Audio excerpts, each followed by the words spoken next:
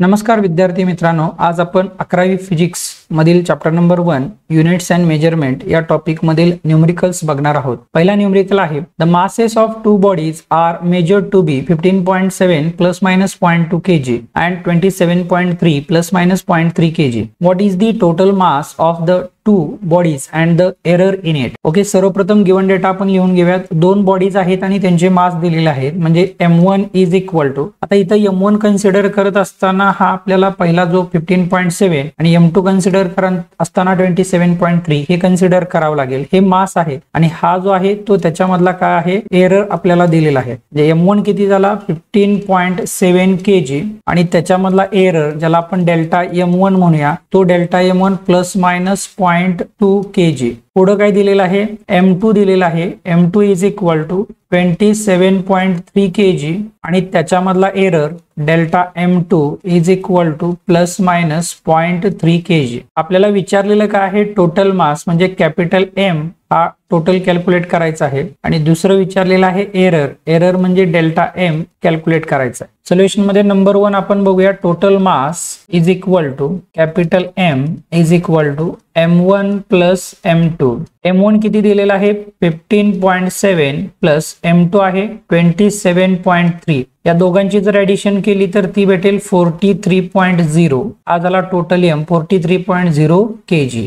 हे झालं capital M ज्याला आपण टोटल मास म्हटलेला आहे। नेक्स्ट काय विचारलेलं आहे, error in mass delta M is equal to delta m1 plus delta m2। Delta m1 आहे plus minus 0.2 plus delta m2 आहे plus minus 0.3 is equal to plus minus 0.2 plus 0.3 is equal to plus minus 0.5 kg। म्हणजे दोन जे मास आहेत त्या दोन मास मधला जो एरर आहे तो भेटला plus minus 0.5 kg। Next numerical बघूयात, the distance travelled by an object in time 100 plus minus 1 second is 5.2 plus minus 0.1 meter. What is the speed and its relative error? इथं आपल्याला डेटा काय दिलेला आहे तो लिहून घेऊयात। The distance traveled by the object in a time म्हणजे हा आपल्याला दिलेला आहे त्याचा टाइम म्हणजे small t is equal to 100 plus minus 1 second. म्हणजेच याच्यावरून t दिलेला आहे 100 सेकंड आणि डेल्टा t आहे तो दिलेला आहे प्लस मायनस 1 सेकंड। नेक्स्ट काय दिलेला आहे, डिस्टन्स ट्रॅव्हल्ड म्हणजे d दिलेला आहे 5.2 प्लस मायनस 0.1 मीटर। याच्यावरून आपण काय लिहू शकतो, small d is equal to 5.2 metre आणि delta d is equal to plus minus 0.1 metre. विचारलेलं काय आपल्याला, स्पीड कॅल्क्युलेट करायला सांगितलेलं आहे म्हणजे s हे विचारलेलं आहे। त्यानंतर इट्स रिलेटिव्ह एरर, आता रिलेटिव्ह एरर विचारलेला आहे याचा अर्थ आपल्याला काय कॅल्क्युलेट करायचा आहे, डेल्टा s बाय s याची व्हॅल्यू कॅल्क्युलेट करायची। नंबर 1 बघा, सोल्युशन मध्ये s कॅल्क्युलेट करण्यासाठी आपल्याला माहिती आहे स्पीडचा फॉर्म्युला काय आहे, speed is equal to distance upon time is equal to, distance आपल्याला या ठिकाणी दिलेला आहे, किती डिस्टन्स दिलेला आहे बघा 5.2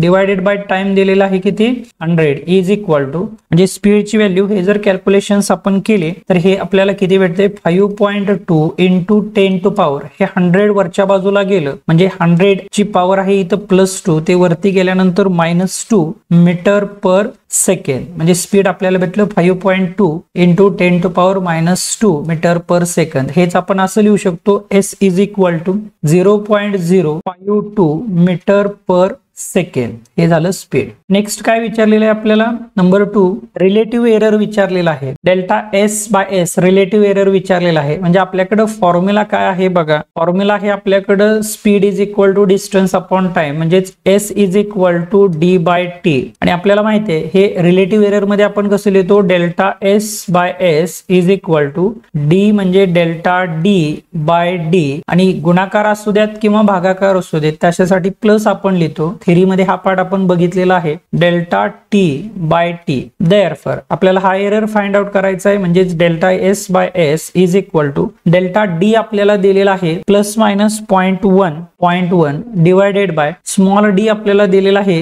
5.2 प्लस डेल्टा टी आपल्याला या ठिकाणी दिलेला आहे 1 सेकंड डिवायडेड बाय टी दिलेला आहे 100 सेकंड इज इक्वल टू, इथं जर आपण पॉइंट शिफ्टिंग मेथड जर वापरली म्हणजे पॉइंट या बाजूला जर घेऊन गेलो तर किती होईल 1 इंटू 10 टू पॉवर, पॉइंट हा उजव्या बाजूला गेलेला आहे म्हणजे 10 ची पॉवर वजा 1 भागिले इथेही आपण त्याला 52 करूयात 10 टू पॉवर, पॉइंट जो आहे तो आपण उजव्या बाजूला गेलेला आहे एक घर म्हणजे 10 टू पॉवर -1 प्लस इथं 1 डिवायडेड बाय 100 जसंच्या तसं आपण ठेवूयात is equal to 10 to power -1 ला 10 टू पॉवर -1 या ठिकाणी कॅन्सल होईल, यांचा आपण त्या ठिकाणी क्रॉस मल्टिप्लिकेशन करू 100 प्लस हे या बाजूला गेलं 52 divided by 52 into 100 is equal to 152 divided by 5200. आता या दोघांचा जर आपण या ठिकाणी भागाकार केला तर हा भागाकार आपणाला 0.02930 एवढा भेटेल. म्हणजे हा जो आहे हा या ठिकाणी आपल्याला काय भेटलेला आहे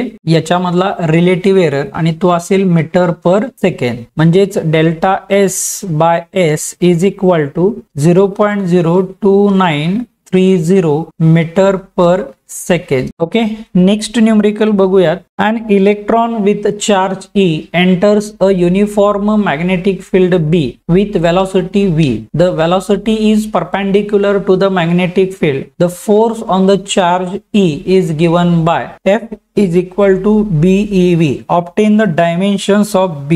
ओके, डेटा लिहून घेऊयात. आपल्याला काय दिलेलं आहे बघा, फोर्सचं इक्वेशन या ठिकाणी दिलेलं आहे F is equal to BeV आणि विचारलेलं काय आपल्याला तर डायमेन्शन विचारलेले आहेत, म्हणजे मॅग्नेटिक फील्ड याची डायमेन्शन आपल्याला कॅल्क्युलेट करायची आहे. ओके, म्हणजे आपण असं लिहू शकतो therefore F is equal to BeV. Therefore आपल्याला विचारलेलं काय आहे मॅग्नेटिक फील्ड म्हणजे बी विचारलेलं आहे, B is equal to F upon E into V. Therefore B is equal to, आता F म्हणजे काय आहे फोर्स आहे आणि फोर्सचे डायमेन्शन्स काय आहेत, फोर्स म्हणजेच काय असतं मास इंटू ऍक्सेलरेशन. ई म्हणजे काय आहे तर हा चार्ज आहे, चार्ज जो आहे तो आपण कसा लिहितो बघा, Q इज इक्वल टू काय असेल करंट इंटू टाइम, म्हणजे जिथं E Q म्हणजेच या ठिकाणी काय आहे E म्हणजे जिथं काय लिहिता येईल I into T into V. V म्हणजे काय आहे व्हेलॉसिटी, व्हेलॉसिटी जी आहे ती काय असते, व्हेलॉसिटीचं जे युनिट आहे ते काय आहे मीटर पर सेकंड. ओके, म्हणजे इथं आपण डायरेक्ट आता व्हेलॉसिटीसाठी युनिट लिहूयात metre per second is equal to mass. Mass कशामध्ये मेजर करतो आपण केजी मध्ये, acceleration metre per second square divided by I current कशामध्ये मेजर करतो एम्पियर मध्ये, टाइम कशामध्ये मेजर करतो सेकंड इंटू हे मीटर पर सेकंड जसंच्या तसं. ओके, म्हणजे याचे आपल्याला डायमेन्शन या ठिकाणी लिहिता येईल बघा LMT डिवायडेड बाय याची डायमेन्शन लिहिता येईल आपल्याला, इथं करंट आणि टाइम आहे, करंटला आपण I न डिनोट करतो आणि टाइमला T न डिनोट करतो म्हणजे IT या ठिकाणी राहील. इथं metre per second LMT. Okay, फोर्सचे डायमेन्शन kg म्हणजे m⁻⁴ होईल. इथं या ठिकाणी मीटर l⁻⁴ होईल. टाइम सेकंड जे आहे ते डिनॉमिनेटर आहे ते वरती गेल्यानंतर -2 म्हणजे या ठिकाणी फोर्सचे dimension l⁻⁴ m⁻⁴ t⁻². Current ज्याला आपण I न डिनोट केलेला आहे एम्पियर म्हणजे ते I⁻⁴ t⁻1 हे न्यूमरेटरलाच आहे. इथं l⁻⁴ m⁻⁴ आणि t⁻⁻1 होईल. हेच आपण जर या ठिकाणी सॉल्व्ह केलं तर आपल्याला कसं सॉल्व्ह करता येते बघा, हे LMT डिवायडेड बाय LMT आणि I हे कंबाईन करू. आता इथं I⁻² काय आहे 1 जसं तसं येईल, t⁻² हे -1 आणि हे +1 म्हणजे किती झालं 0, m⁻⁴ आणि l⁻² किती आहे 1. इथं काय आहे l⁻⁴ m⁻⁴ आणि t⁻². ओके, म्हणजे आता इथं राहिलं काय बघा, l⁻⁴ ला l⁻⁴ या ठिकाणी कॅन्सल झालं, वरती आहे m⁻⁴ आणि t⁻², खाली आहे m⁻⁴ आणि t⁻ काय आहे 0 आणि I⁻ किती आहे 1. म्हणजेच हे डायमेन्शन आपण व्यवस्थित जर लिहिले तर LMT आणि I is equal to L तर इथं नाही म्हणजे l⁻⁴ झालं, m⁻⁴ काय असेल 1, t⁻ काय असेल -2 आणि I⁻ काय असेल -1. म्हणजे B चे डायमेन्शन मॅग्नेटिक फील्डचे जे डायमेन्शन आहेत ते आपल्याला या ठिकाणी काय भेटले, B is equal to L raised to 0, M raised to 1, T raised to -2 आणि I raised to -1. Next numerical बघूयात. A large ball 2 metre in radius is made up of a rope of square cross section with edge length 4 millimeter. Neglecting the air gap in the ball, what is the total length of rope to the nearest order of magnitude? जे आपल्याला order of magnitude विचारलेला आहे, म्हणजेच 10 to power या form मध्ये आपल्याला याचं answer लिहायचं आहे. ओके, दिलेलं काय आहे ते आपण लिहून घेऊयात. रेडियस या ठिकाणी दिलेली आहे R आणि ती आहे 2 मीटर एवढी. त्यानंतर काय दिलेलं आहे, साइड म्हणजे या ठिकाणी लेंथ दिलेली आहे आणि ती लेंथ किती आहे बघा, edge length is equal to 4 millimetre. Total length या ठिकाणी कॅल्क्युलेट करायची आहे, म्हणजे L टोटल असं म्हणूया. L total is equal to हे कॅल्क्युलेट करायचं आहे. आता ही जी लेंथ दिलेली आहे ही लेंथ कोणाची दिलेली आहे, आपल्याला स्क्वेअरची लेंथ दिलेली आहे, म्हणजे स्क्वेअर क्रॉस सेक्शन असणाऱ्या त्या ठिकाणी रोपची लेंथ आपल्याला दिलेली आहे. नेक्स्ट काय दिलेलं आहे तर nearest order of magnitude. Order of magnitude आपल्याला कॅल्क्युलेट करायचं आहे. ओके, आता काय केलेलं आहे बघा, एक बॉल आहे आणि त्या बॉलची जी रेडियस आहे ती 2 मीटर एवढी आहे आणि या बॉल पासून एक रोप तयार केलेली आहे आणि ती जी रोप आहे ती कसली रोप तयार केलेली आहे, स्क्वेअर क्रॉस सेक्शनची, म्हणजे ही अशा पद्धतीची रोप तयार केलेली आहे. ओके, याचा अर्थ काय की, आणि इथं सांगितलेलं आहे की निग्लेक्टिंग द एअर गॅप. याचा अर्थ काय की याचं जेवढं व्हॉल्यूम असेल तेवढंच व्हॉल्यूम या ठिकाणी कुणाचं असणार आहे, या रोपचं असणार आहे. म्हणजे हे दोन्ही व्हॉल्यूम कसे असणार आहेत, सेम असणार आहेत. म्हणजेच आपण असं म्हणू शकतो की व्हॉल्यूम ऑफ पियर म्हणजेच ball is equal to volume of rope. आणि ही जी रोप आहे ही रोप कसली दिलेली आहे आपल्याला, स्क्वेअर रोप या ठिकाणी दिलेली आहे. आता व्हॉल्यूम ऑफ रोप आपण कसं कॅल्क्युलेट करतो तर आपल्याला माहिती आहे की सपोज जर एखादा सिलेंडर असेल, हा या सिलेंडरचा जर व्हॉल्यूम कॅल्क्युलेट करायचा असेल तर हा क्रॉस सेक्शनल एरिया कन्सिडर करतो आणि ही त्याची लेंथ कन्सिडर. म्हणजेच याचा व्हॉल्यूम कॅल्क्युलेट करताना आपण काय करतो, volume is equal to A into L करतो. सेम इथंही तेच करायचं आहे. हा क्रॉस सेक्शनल एरिया, ओके, आणि त्याची दिलेली ही जी काय असेल ती लेंथ, म्हणजेच काय असेल बघा, A इंटू L. आणि स्पिअरचं जे व्हॉल्यूम आहे ते काय असतं, 4/3 पाय आर क्यूब. आपल्याला काय विचारलेलं आहे, टोटल लेंथ विचारलेली आहे, म्हणजे L कॅल्क्युलेट करायचा आहे. Therefore L is equal to 4/3 pi r cube divided by A. आता हा जो एरिया आहे हा एरिया कुणाचा आहे, स्क्वेअरचा एरिया आहे. आणि स्क्वेअरचा एरिया काय असतो, साइड स्क्वेअर असतो. म्हणजेच आपल्याला कसं लिहिता येईल बघा, हे 4/3 into pi r cube divided by side. आता इथं जी साइड आहे ती म्हणजे काय आहे, त्याची लेंथच दिलेली आहे आणि ती लेंथ किती दिलेली आहे, 4 मिलीमीटर दिलेली आहे. म्हणजेच 4 इंटू 10 टू पॉवर -3 याचा काय करता येईल आपल्याला, स्क्वेअर करता येईल. इज इक्वल टू, ओके, आता 4/3 व्हॅल्यू पुट करूयात इंटू पायची व्हॅल्यू किती असते, 3.14 इंटू आर. रेडियस आपल्याला दिलेली आहे 2 चा क्यूब डिवायडेड बाय इथं किती होईल बघा, 4 चा वर्ग 16 झालं. 10 टू पॉवर हे 3 × 6 वजा 6 is equal to 4 into 3.14 into 2 चा घन 8 divided by 3 into 16 into 10 to power -6. Okay, आता याचा या ठिकाणी आपण भागाकार करूया. 8 × 8, 8 × 16, 2 × 2, 2 × 4, 3 × 3, 3 × 3, 3 0 0, 3 चौक 12, म्हणजे किती आलं हे 2 into 1.06 divided by 10 to power -6. पण आता इथं लिहूयात. ओके, म्हणजे हे जवळपास किती येत आहे बघा, 2 इंटू 1.04 इंटू हे 10 ची पॉवर वरती गेल्यानंतर किती होणार आहे, 10 टू पॉवर +6. म्हणजेच या दोघांचा जर आपण गुणाकार केला 2 इंटू 1.04 तर हा गुणाकार आपल्याला भेटेल 2.08 इंटू 10 टू पॉवर +6. आपल्याला विचारलेला आहे ऑर्डर ऑफ मॅग्निट्यूड आणि ऑर्डर ऑफ मॅग्निट्यूड जी आहे ती या ठिकाणी किती आली, 10 टू पॉवर +6 ही झाली त्याची order of magnitude. Okay, next numerical बघूयात.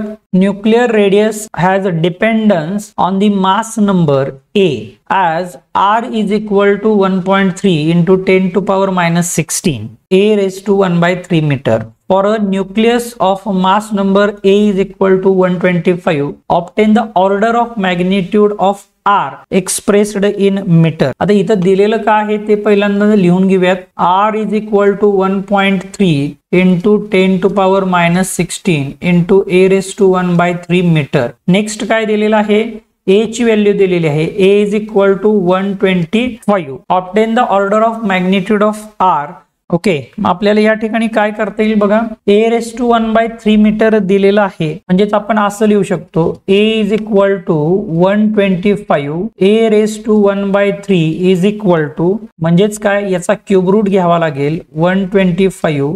याचा जर क्यूब रूट घेतला तर तो किती येईल, 5 येईल. आता जो फॉर्म्युला दिलेला आहे, R is equal to 1.3 into 10 to power minus 16 into a raise to 1 by 3 ची व्हॅल्यू किती आहे, 5. ही जर व्हॅल्यू आपण इथं 5 ठेवली तर हे या दोघांचा जर गुणाकार केला, 5 त्रिक 15 अच्छे 1, 5 एके 5 आणि 1 6, 6.5 इंटू 10 टू पॉवर मायनस 16. पण आपल्याला ऑर्डर ऑफ मॅग्निट्यूड विचारलेला आहे आणि आपल्याला माहिती आहे की हा जो नंबर असेल, हा नंबर नेहमी, म्हणजे ज्याला जर आपण झेड असं कन्सिडर केलं तर हा झेड नेहमी 0.5 पेक्षा मोठा आणि तो 5 पेक्षा लहान असावा. म्हणजेच आपल्याला काय लिहिता येईल, R is equal two point shifting नुसार हा पॉइंट जर या बाजूला घेतला 0.65 इंटू 10 टू पॉवर, पॉइंट एका घराने आपण लेफ्ट साइडला शिफ्ट केलेला आहे, म्हणजे 10 ची पॉवर अधिक 1 आणि जे ऑलरेडी आहे ते 10 ची पॉवर वजा 16. हे जर आपण सॉल्व केलं तर 0.65 इंटू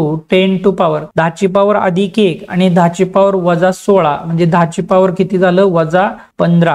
म्हणजे R is equal to 0.65 into 10 to power minus 15, म्हणजे ऑर्डर ऑफ मॅग्निट्यूड किती आलं या ठिकाणी, 10 to power minus 15 metre. Next numerical बघूयात. In a workshop a worker measure the length of a steel plate with vernier callipers having a list count 0.01 centimeter. For such measurement of the length yielded the following values: 3.11 centimeter, 3.13 centimeter, 3.14 centimeter, 3.14 centimeter. Find the mean length, the mean absolute error and the percentage error in the measured value of the length. Okay, data काय दिलेला आहे तो लिहून घेऊयात. Vernier calliper having list count, या ठिकाणी आपल्याला काय दिलेलं आहे, लिस्ट काउंट दिलेला आहे, म्हणजे LC असं आपण म्हणूया, 0.01 सेंटीमीटर. लिस्ट काउंट याचा अर्थ काय की ते जे काही वर्नियर कॅलिपर असेल ते कमीत कमी किती रीडिंग मेजर करू शकते, तर 0.01 सेंटीमीटर एवढा ते दिलेलं आहे. अजून काय दिलेलं आहे, या ठिकाणी आपल्याला वेगवेगळ्या त्याच्या व्हॅल्यूज दिलेल्या आहेत आणि त्या ज्या व्हॅल्यूज आहेत त्या काय दिलेल्या आहेत बघा, लेंथच्या व्हॅल्यू दिलेल्या आहेत, म्हणजे L1 is equal to 3.11 centimetre, त्यानंतर L2 दिलेला आहे 3.13 सेंटीमीटर, L3 दिलेला आहे 3.14 सेंटीमीटर, L4 दिलेला आहे 3.14 centimetre. Find the mean length. Mean length म्हणजे काय, L मीन हा कॅल्क्युलेट करायचा आहे. त्यानंतर मीन ऍब्सोल्यूट एरर आपल्याला कॅल्क्युलेट करायचा आहे, म्हणजे डेल्टा L मीन कॅल्क्युलेट करायचा आहे. नेक्स्ट पर्सेंटेज एरर, म्हणजेच काय कॅल्क्युलेट करायचं आहे आपल्याला, delta L mean divided by L mean into 100 हा कॅल्क्युलेट करायचा आहे. ओके, वन बाय वन बघूयात. नंबर 1 बघा, L मीन कॅल्क्युलेट करून घेऊया. L mean is equal to, काय करावं लागते, L मीन साठी सगळ्यांची ऍडिशन करावी लागेल, म्हणजे L1 plus L2 plus L3 plus L4 divided by किती रिडिंग्स आहेत या ठिकाणी, 4 readings, is equal to L1 किती दिलेला आहे, 3.11 plus 3.13 plus 3.14 plus 3.14 divided by 4 is equal to, या सगळ्यांची जर आपण या ठिकाणी ऍडिशन केली तर ती ऍडिशन आपल्याला किती भेटेल, 12.52 डिवायडेड बाय 4. या दोघांचा जर भागाकार केला तर L मीन आपल्याला भेटेल, L mean is equal to 3.13 metre. Next number 2 आपल्याला काय विचारलेलं आहे बघा, डेल्टा L मीन. आता डेल्टा L मीन जर आपल्याला कॅल्क्युलेट करायचं असेल तर आपल्याला इंडिव्हिज्युअल एरर्स फाइंड आउट करणं गरजेचं आहे, म्हणजे delta L1 is equal to, तो कसा करतो आपण, delta L1 L mean minus L1. त्याच्यानंतर डेल्टा L2 कसा कॅल्क्युलेट केला जातो, L mean minus L2. Delta L3 is equal to L mean minus L3. Delta L4 is equal to L mean minus L4 is equal to, आता L mean आपल्याकडे किती आहे 3.13 minus L1 किती दिलेला आहे 3.11. त्यानंतर 3.13 मायनस L2 आहे 3.13. Next 3.13 minus L3 आहे 3.14. Next 3.13 minus 3.14. या सगळ्यांची जर आपण सबट्रॅक्शन केली तर हा किती भेटेल बघा 0.02. या दोघांची सबट्रॅक्शन केली तर हा 0 भेटेल, हा भेटेल 0.01. आता हा निगेटिव्ह जरी भेटला तर मॉड असल्यामुळे हा झाला पॉझिटिव्ह आणि हा भेटेल 0.01. ओके, तर आपल्याला काय कॅल्क्युलेट करायचं आहे, therefore delta L mean is equal to delta L1 plus delta L2 plus delta L3 plus delta L4 whole divided by 4 is equal to काय लिहिता येईल बघा 0.02 plus 0 plus 0.01 plus 0.01 whole divided by 4 is equal to, सगळ्यांची addition केली तर किती येईल बघा 1 2 3 4 म्हणजे 0.04 divided by 4 is equal to 0.01. 0.01 म्हणजे डेल्टा L मीन जो आहे तो आपल्याला इथं किती भेटला, delta L mean is equal to 0.01 centimetre. Okay, next आपल्याला काय कॅल्क्युलेट करायचं आहे, percentage error. Percentage error is equal to delta L mean divided by L mean into 100 is equal to delta L mean आपल्याकडे किती आलेला आहे 0.01 divided by L मीन किती आहे 3.13 इंटू 100 इज इक्वल टू, ह्या दोघांचा जर भागाकार जर केला तर तो आपल्याला भेटेल 0.32 पर्सेंटेज. म्हणजे percentage error is equal to 0.32%. Okay, next numerical बघूयात.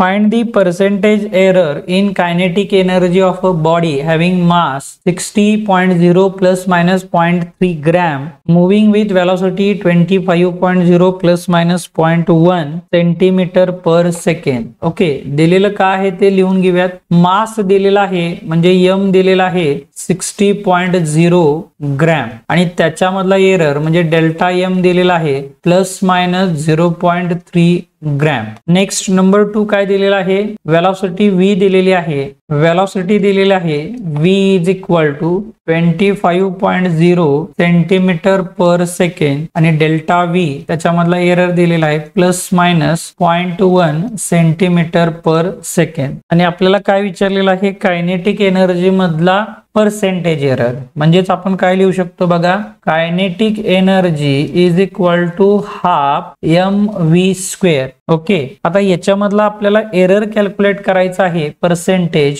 म्हणजे आपण काय करावं लागेल, delta kinetic energy divided by kinetic energy हा झाला रिलेटिव्ह एरर इंटू त्याला 100 केलं की तो होईल percentage error is equal to. आता इथं 1/2 आपण कन्सिडर करतो का, करत नाही, फक्त मास आणि वेलॉसिटी म्हणजे delta m divided by m into त्याचा पर्सेंटेज एरर म्हणजे 100 अधिक इथं v² म्हणजे ते लिहिताना 2 into delta v divided by v आणि इंटू 100 म्हणजे झाला पर्सेंटेज एरर. व्हॅल्यू पुट करून घेऊयात. डेल्टा m आपल्याकडे किती दिलेला आहे 0.3, m किती दिलेला आहे 60 into 100 plus 2 into delta v किती दिलेला आहे 0.1 डिवायडेड बाय v आहे 25 इंटू 100 इज इक्वल टू 0 ला 0 या ठिकाणी कॅन्सल होईल. 2 त्रिक 6, 2 पंचे 10, 3 एक्के 3, 3 0 0 3 एक्के 3 जे 0.5 इंटू 5 म्हणजे हे किती झालं 0.5 प्लस इथं 25 चोक 100 त्याचा गुणाकार केला तर तो किती येईल 0.4 आणि हे इंटू 2 म्हणजे 0.8 इज इक्वल टू, आता ह्या दोघांची जर आपण ऍडिशन केली तर ती ऍडिशन आपल्याला किती भेटेल बघा 1.3. म्हणजे इथं जो पर्सेंटेज एरर आहे कायनेटिक एनर्जी मधला, delta kinetic energy divided by kinetic energy into 100, हा पर्सेंटेज एरर या ठिकाणी किती भेटला आपल्याला 1.3%. ओके, नेक्स्ट न्यूमेरिकल बघूयात. In Ohm's experiments the values of unknown resistance were found to be 6.12 ohm, 6.09 ohm, 6.22 ohm, 6.15 ohm. Calculate the mean absolute error, relative error and percentage error in these measurement. Okay, data लिहून घेऊयात. काय दिलेला आहे ओहमच्या experiment मध्ये आपल्याला वेगवेगळे resistance भेटले. R1 भेटला 6.12 ओहम, R2 भेटलेला आहे 6.09 ओहम, R3 भेटलेला आहे 6.22 ओहम, R4 भेटलेला आहे 6.15 ओहम. विचारलेलं काय आहे, मीन ऍब्सोल्यूट एरर विचारलेला आहे, म्हणजे डेल्टा आर मीन हा विचारलाय. त्यानंतर रिलेटिव्ह एरर विचारलेला आहे, म्हणजे delta R mean divided by R mean. त्यानंतर पर्सेंटेज एरर म्हणजे delta R mean divided by R mean into 100 हे आपल्याला विचारलेलं आहे. ओके, नंबर 1 बघा. सगळ्यात अगोदर आपण आर मीन आपल्याला कॅल्क्युलेट करावं लागेल. R mean is equal to R1 plus R2 plus R3 plus R4 divided by 4. 4 reading या ठिकाणी आहेत. R1 आहे 6.12 plus 6.09 plus 6.22 plus 6.15 whole divided by 4 is equal to, या सगळ्यांची जर आपण ऍडिशन केली तर ती ऍडिशन येईल 24.58 डिवायडेड बाय 4 आणि डिवायडेड बाय जर याला 4 केलं तर हा भागाकार आपल्याला भेटेल R mean is equal to 6.145 ohm. Next number 2 काय विचारलेलं आहे आपल्याला, डेल्टा आर मीन. त्याच्यासाठी आपल्याला इंडिव्हिज्युअल डेल्टा कॅल्क्युलेट करावं लागतील. R1 कॅल्क्युलेट करावेल. Delta R1 is equal to mod R mean minus R1. त्याच पद्धतीनं delta R2 is equal to R mean minus R2. Delta R3 is equal to R mean minus R3. Delta R3 is equal to R mean minus R4 is equal to, R mean किती आहे 6.145. 6.145 minus R1 आहे 6.12. 6.145 minus R2 आहे 6.09. 6.145 minus R3 आहे 6.22. 6.145 minus R4 आहे 6.15 is equal to, यांची जर subtraction केली तर हे किती भेटेल 0.025. डेल्टा R2 भेटेल 0.055. डेल्टा R3 भेटेल 0.075 आणि डेल्टा R4 भेटेल 0.005. आता विचारलेलं आहे delta R mean. Delta R mean is equal to 0.025 plus 0.055 plus 0.075 plus 0.005 whole divided by 4 is equal to, या सगळ्यांची ऍडिशन किती भेटेल आपल्याला 0.16 divided by 4 is equal to, याचा भागाकार केला तर 0.04 ओहम. म्हणजे डेल्टा आर मीन आपल्याला भेटला. आता त्याच्यावरून आपल्याला कॅल्क्युलेट करायचं आहे रिलेटिव्ह एरर. नंबर 3 आपल्याला विचारलेला आहे, इथं लिहितो मी. Number 3 relative error is equal to काय असेल, delta R mean divided by R mean.